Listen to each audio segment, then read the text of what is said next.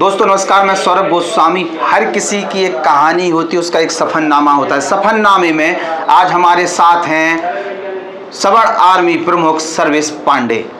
इनके सफरनामे में हम इनके संगठन के सफरनामे के बारे में चर्चा करेंगे। किस उद्देश्य से इस संगठन को उन्होंने बनाया है, क्या विजन है और मौजूदा परिस्थितियां जिस संगठन में जो संगठन काम कर रहा है जिन लोगों के लिए उनकी क्या है। सर्वेश जी, स्वागत है आपका। सबसे पहले तो संगठन का परिचय दे दें आप अपने। देखिए, हमारे संगठन का नाम है सवर्ण आर्मी। इसके हम संस्थापक हैं और इसकी स्थापना 2020 में की गई।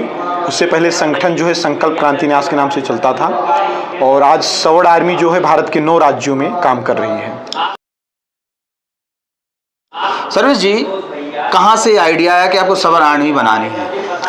देखिए, हमारा संगठन जो था पहले संकल्प क्रांति न्यास था, तो फिर हमने सोचा कि कुछ ऐसा नाम सुझाया जाए जिससे युवाओं में एक आकर्षण का केंद्र बने, जिससे युवा प्रभावित हो और आकर्षित हो। तो वहाँ से हमने सोच करके फिर सवर्ण आर्मी नाम हमने। एक बड़ा आपका वीडियो वायरल हुआ था जिसमें आप बड़े पैमाने पे जो हरिजन एक्ट है उसको लेके बात कर रहे थे, क्या था वो? कहीं राजस्थान कहीं का वीडियो था, कहाँ? हाँ, वो राजस्थान में एक राष्ट्रवादी स्वाभिमान समागम कार्यक्रम था जिसमें मुझे बुलाया गया था अतिथि के रूप में। मैं गया था, तो वहीं का वो वीडियो था। क्या थे उस शब्द, वो शब्द क्या थे? देखिए, वो शब्द आप उस वीडियो में पढ़ा है, आप देखेंगे। सवर्ण समाज की ही की बात उसमें हो रही थी जी। संगठन कहाँ कहाँ आपका पूरा काम कर रहा है? भारत के 9 राज्यों में, उत्तर प्रदेश के 56 जिलों में संगठन का। कितने लोग जुड़ चुके हैं? लाखों लोग जुड़ चुके हैं अभी तक संगठन। कौन कौन से क्या कहें कास्ट के हैं, धर्म के हैं? सवर्ण समाज में ब्राह्मण, क्षत्रिय, वैश्य, कायस्थ, भूमिहार, ये जो अपने समाज के लोग हैं, ये लोग जुड़े। इनके कौन से मुद्दे हैं? सवर्ण समाज के मुद्दे हैं जो हम जिन मुद्दों को लेकर के हम चल रहे हैं, जैसे कि देश में जो आरक्षण की व्यवस्था है, SC/ST एक्ट की व्यवस्था है, सवर्ण आयोग के गठन की मांग है, ये बहुत सारे ऐसे मुद्दे हैं। और भी बहुत सारी चीज़ें हैं जिसमें सवर्णों को अपमानित किया जाता है, पीड़ित प्रताड़ित किया जाता है। तो इन सभी चीज़ों से मतलब आहत होकर के सवर्ण समाज अब एक विकल्प ढूंढ रहा है। उस विकल्प उनको विकल्प के रूप में सवर्ण आर्मी दिख रही है और उस सवर्ण आर्मी से जुड़ रहे हैं। एक लंबा समय हो गया हरिजन एक्ट को आते बीजेपी ने उसमें कुछ संशोधन करने का प्रयास किया, लेकिन उसको और जटिल बना दिया। तो एक लंबे कार्यकाल में अभी तक कोई ऐसा आंदोलन खड़ा नहीं हुआ है, ना आप कर पाए हैं। सफलता कितनी मिली है? देखिए, सबसे पहले मैं एक बात आपको बताना चाहूँगा कि अभी हम कोई लड़ाई लड़ नहीं रहे हैं, हम सिर्फ लड़ाई की तैयारी कर रहे हैं। जिस दिन हम लड़ाई लड़ेंगे उस दिन जीतेंगे। अभी तो हम लोगों को जोड़ रहे हैं, जगा रहे हैं और बता रहे हैं कि यह ऐसे है और इसे कैसे हमें करना है और कैसे इन चीज़ों से निपटना है। थोड़े से ब्राह्मण हैं, थोड़े से ठाकुर हैं, कैसे कर पाएंगे? थोड़े की बात नहीं है। मैं कहता हूँ कि थोड़े में कितने की बात, कोई 15 बता रहा है, कोई 30 बता रहा है। मैं बता रहा हूँ सवर्ण की आबादी 30% है और मैं कहता हूँ 30% नहीं, मात्र 30 लोग अगर होते ना तो मैं उनके लिए लड़ता। एकजुटता हो ही नहीं पाएगी? बिल्कुल हो पाएगी। आज से 4-5 साल पहले आप पीछे जाइए, आप देखेंगे जब मैं अपने गांव से निकला था कोई साथ देने वाला नहीं था, लेकिन आज लाखों लोग हैं। जैसे मैं ट्रेन से उतरा हूँ, सैकड़ों युवा जो है मेरे स्वागत के लिए स्टेशन पर खड़े थे। तो ये कहीं ना कहीं एकजुटता दिख रही है समाज में। देश की राजनीति और सामान्य वर्ग, या कहीं जो आप सामान्य वर्ग की बात कर रहे हैं, तो देश की राजनीति में सामान्य वर्ग की कहाँ स्थिति दिख रहा है और किस प्रकार से वो लगातार डिमोशन की तरफ? देखिए, देश की राजनीति में सवर्णों की बहुत बड़ी भूमिका है, लेकिन इनकी स्थिति सही नहीं है। सवर्णों की भूमिका बहुत बड़ी है। कोई ऐसी पार्टी नहीं है जो बिना सवर्णों के अपने पार्टी का संचालन कर सके।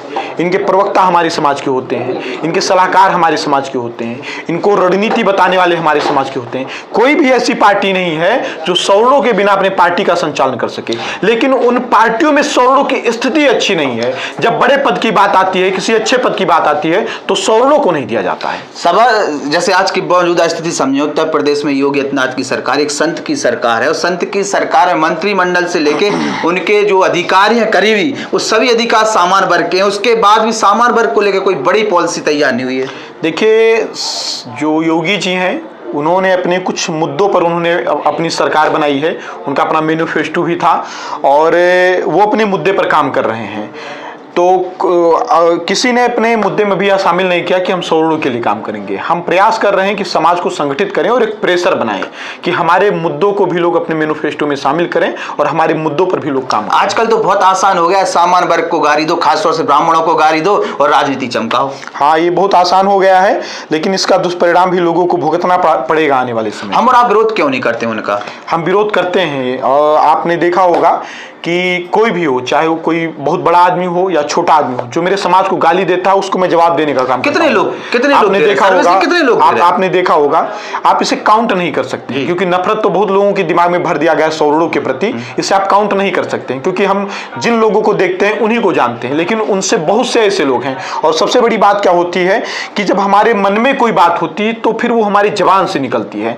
तो बहुत ऐसे लोग हैं जो मन में गालियां दे रहे हैं लेकिन वो मुंह से बोल नहीं रहे हैं, उनकी अपनी मर्यादाएं होंगी, या तो नौकरी में होंगे या कहीं कुछ दिक्कतें होंगी, वो नहीं बोल रहे हैं। तो एक बहुत बड़ा वर्ग है जो सौरों से नफरत करता है। खैर वो बहुत बड़ा विषय नहीं है। जो लोग विरोध करेंगे, जो लोग विरोध करेंगे उन्हें विरोध झेलना पड़ेगा और उसके लिए समाज संगठित हो रहा, तैयार हो रहा, खड़ा हो रहा है। सर्विस जी, आपकी उम्र ज्यादा नहीं है, लगभग 24-25 साल के आप होंगे।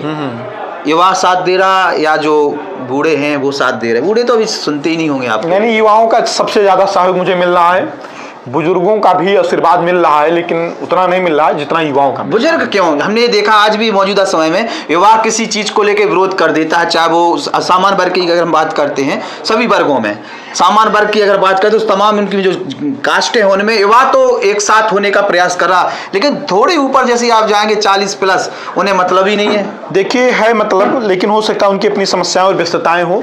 दूसरी बात, तो क्यों नहीं बहुत ज्यादा खुल करके आ रहे हैं तो ये तो वही बता पाएंगे, उसे तो मैं नहीं बता पाऊंगा। लेकिन हाँ, अभी तक मुझे जितने भी मिले, चाहे बुजुर्ग मिले, वृद्ध मिले या युवा मिले, इन सभी लोगों ने मुझे काफी सपोर्ट किया और सहयोग किया। युवाओं से क्या कहना चाहेंगे? युवाओं से बस मैं यही कहना चाहूंगा कि जो मेरे समाज का युवा है ये अपने समाज के लिए संगठित हो और यह सिर्फ और सिर्फ किसी नेता का जिंदाबाद मुर्दाबाद या फर्जी समय नष्ट ना करे। अगर इसके पास समय है, अगर यह खाली है तो ये नौकरी करे, अगर नौकरी भी नहीं कर सकता है तो यह व्यापार करे, कुछ भी करे, लेकिन ये खाली ना बैठे, किसी भी नेता मंत्री विधायक के आगे पीछे राइट हैंड लेफ्ट हैंड बनने का काम ना करे, क्योंकि कोई भी नेता मंत्री विधायक हमारे घर का खर्चा नहीं चलाता है। ये सिर्फ समय नष्ट करेंगे हमारे युवाओं का, और यह समय की मांग है कि मेरे समाज का युवा अपना समय नष्ट ना करे और अपने आप को मजबूत करे। इसीलिए वह अपना समय जो सही दिशा में लगाए, नशा ना करे, गलत काम ना करे, अपने आप को ताकतवर और मजबूत बनाए, शिक्षित बने, संगठित हो और आर्थिक रूप से मजबूत। सामान्य वर्ग की आप बात करते हैं, नशीले कहते गंजीड़े, ये सभी इसमें पैदा होते चले जा रहे हैं। नहीं, इसमें नहीं, ये सब में पैदा होते हैं, इनकी एक अलग प्रजाति ही होती है, हर एक जाति में पैदा होते हैं। ऐसा नहीं कह सकते हैं कि सामान्य वर्ग में नशीले और गंजेड़े। सामान्य वर्ग का इतिहास रहा है, बड़े बड़े योद्धा पैदा हुए सामान्य वर्ग में। जी, ठाकुर समाज सबसे ज्यादा खा पी रही थी। देखिए कारण क्या है, ठाकुर समाज अगर कुछ थोड़ा बहुत नशा कर रहा है, नशा उसे नशा नहीं माना जाएगा, तो राजसी उनका था पहले से व्यवस्था, तो उसे नशा आप नहीं कह सकते। वो कोई देसी महुआ का दारू नहीं पी रहे हैं, ठीक है, वो राजा लोग हैं, महाराजा लोग हैं हमारे, तो उनका राजतंत्र है, उनकी राज्य व्यवस्था है। ब्राह्मण समाज बिगड़ रही है, दारू मुर्गा की तरफ बढ़ रही है, कई लोग हम लोगों के सामने मुंह पर बोल के। देखिए यह काफी दुखद और दुर्भाग्यपूर्ण है। इसके लिए मैं कहना चाहूंगा अपने समाज के लोगों से कि इन कुरीतियों से आप लोग बाहर निकलिए और इन सब चीजों का आप त्याग करिए। कारण क्या कि अगर आप उम्मीद करते हैं कि लोग आपका सम्मान करें तो आप सम्मान के पात्र बनिए, तभी लोग आपका सम्मान आपके संगठन में तो नहीं कोई दारूखोर? नहीं, अभी तक मेरे साथ जितने भी लोग जुड़े हैं और जितने भी लोगों से मेरी मुलाकात हुई, क्योंकि मैं कोई नशा नहीं करता हूं, ना ही मैं शुद्ध शाकाहारी व्यक्ति हूं, तो ऐसे लोगों से मेरी पट नहीं पाएगी, ऐसे लोगों से मेरी चल नहीं पाएगी। यहाँ पर मेरे साथ जो राष्ट्रीय महासचिव ठाकुर शिवम सिंह जी हैं, वो भी एकदम शुद्ध शाकाहारी व्यक्ति हैं, कोई भी नशा नहीं। हमने देखा बामन ठाकुरों को एक करते नजर आ रहा है, भाईचारे की बात करते हैं, आखिर ऐसी क्या मजबूरी है? देखिए मजबूरी समाज के सामने है। जब से देश आजाद हुआ है, सवर्ण जो हैं इनका विकास नहीं हुआ है, सवर्ण से नीचे ही गए हैं, इनकी जमीनें ले ली गई। आज भारत में एक ऐसी व्यवस्था है कि 50% सीटें एक जात विशेष के लिए आरक्षित की गई हैं और 50% जो सीटें हैं उसे अनरिजर्व किया गया है, उसमें भी ये लोग फाइट कर रहे हैं। उसके बाद जो सीटें बचेंगी उसमें हम जा पाएंगे। तो ये बहुत सारी समस्याएं हैं, सवर्णों की उपेक्षाएं की जा रही हैं। जो जितना त्याग और बलिदान सवर्णों ने किया है, ब्राह्मणों ने, क्षत्रियों ने, बनिया भूमिहार समाज के लोगों ने जितना त्याग और बलिदान किया है, उस हिसाब से उन्हें सम्मान नहीं मिला है। सिर्फ लोगों ने गालियां दी हैं, एक निगेटिव थॉट उनके प्रति बनाया गया है कि इन्होंने हमारा शोषण किया, ये अत्याचारी है, अन्यायी है। तो ऐसा नहीं है। आपको मैं बताना चाहूंगा, जब मुगलों का आक्रमण हुआ तो पहली पंक्ति में ब्राह्मण ठाकुर खड़े होकर के लड़े हैं। जो भी गोला बारूद तलवार तीर आया है पहली पंक्ति में खड़े होकर अपने सीने में झेले हैं। तो निगेटिव थॉट जो बनाया जा रहा है उस थॉट का खंडन हो और समाज के प्रति जो लोगों की एक दूषित मानसिकता है इसको खत्म किया जाए। अच्छा सर्विस जी, जो उम्र आपकी है वही बागेश्वर धाम सरकार की है, लगभग एक सी उम्र है। हाँ, कुछ बड़े हैं महाराज जी हमसे। मान लीजिए कुछ बड़े हैं। हाँ। जब वो किसी व्यासपीठ पर बैठे तो वो तो बड़े हैं ही हैं। जी जी। क्या अच्छा लगता है उनके बारे में आपके लिए? देखिए महाराज जी, सबसे पहली बात शुद्ध ब्राह्मण हैं और वो सनातन का प्रचार कर रहे हैं। उन्होंने सनातन विरोधियों की लंका लगा दी है।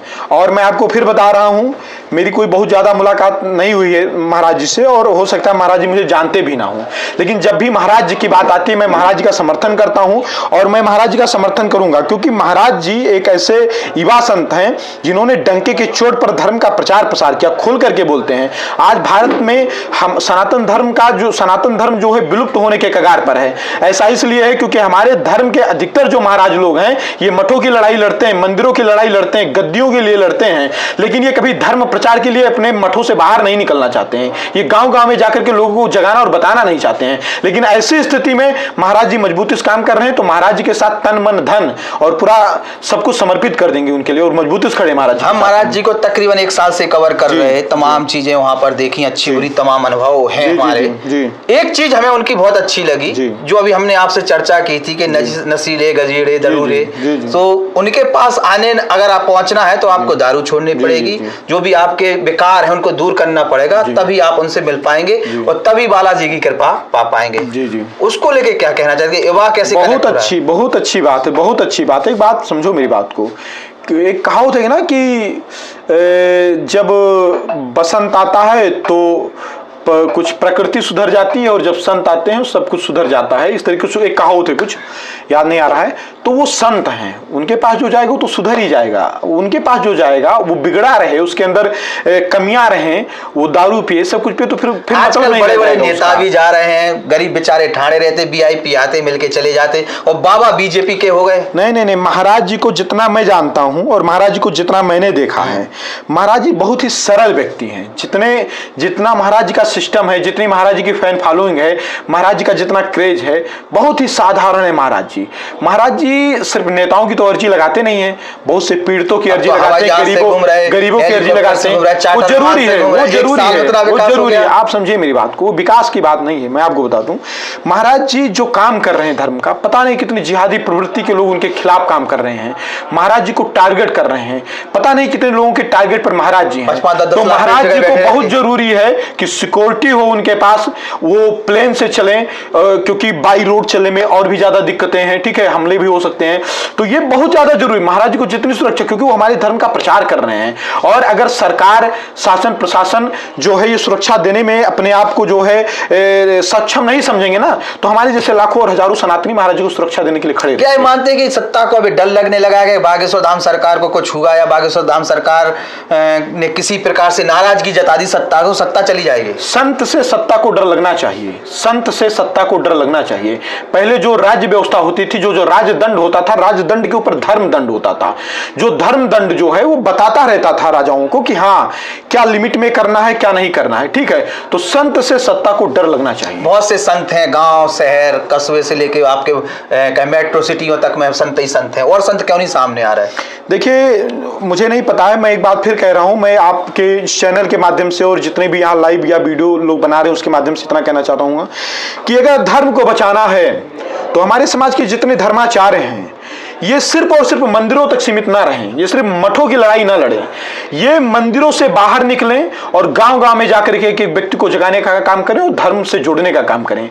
सिर्फ और सिर्फ मंदिरों के लिए दक्षिणा ना ली जाए, वह दक्षिणा जो है गुरुकुलों की स्थापना में लगाई जाए और हर एक गांव में गुरुकुलों की कैसे स्थापना हो, संस्कृत जो हमारी भाषा है इसका कैसे प्रचार प्रसार हो, हमारे धर्म का कैसे प्रचार प्रसार हो, इन सभी विषयों पर मजबूती से काम करें हमारे धर्म। सर्विस जी कोई कविता आती हो, कोई उत्साह बनने वाली कविता आती तो सुना सकते हैं? देखिए मैं कोई कवि नहीं हूं, मुझे कोई कविता नहीं आता है, लेकिन मैं एक बात जानता हूं कि जब देखिए मेरा एक स्वभाव है, मेरे पास कोई बहुत बड़ा प्रोटोकॉल नहीं रहता है, ना ही मेरे पास, क्योंकि हमारे पास थोड़ा भी संसाधनों का अभाव है, संघर्ष समाज के लिए कर रहे हैं।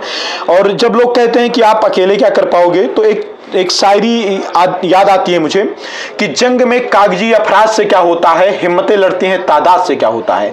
व्यक्ति की जो हिम्मतें होती हैं वो लड़ती हैं, संख्या बल बहुत महत्व तो नहीं रखता है। क्योंकि जब आज़ादी की पहली गोली मंगल पांडे ने चलाई थी तो उनके पास संख्या नहीं थी, वो अकेले थे, लेकिन हिम्मत थी उनके अंदर और उन्होंने गोली चला दी, और उस गोली का परिणाम है कि आज हम आज़ाद हैं। सर्वेश जी थे, अकेले चले थे, आज बहुत भीड़ है इनके साथ में।